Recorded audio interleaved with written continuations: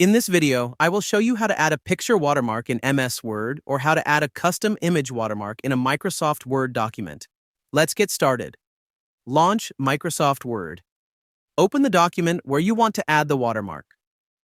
Click on the Design tab located in the ribbon at the top of the window. On the right side of the ribbon, find and click on the Watermark button. From the drop-down menu, select Custom Watermark. In the dialog box that appears, choose the Picture Watermark option. Click on the Select Picture button. Click on Browse and choose your logo or watermark image from your computer. Select your desired image and click Insert. Click on OK. Now you can type any text here or just paste your text. To reposition or resize your watermark, double-click in the header area of your document. Click on the watermark image to select it and use the handles to resize it. Then, drag it to your preferred position.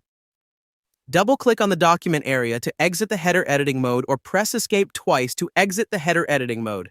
By following these steps, you will successfully add a custom picture watermark to your Word document. Feel free to reach out if you encounter any issues during the process. If this video helps you out, please leave a like and subscribe. Comment below if you have any questions. If you need further assistance, consider hiring a professional using the link in this video below.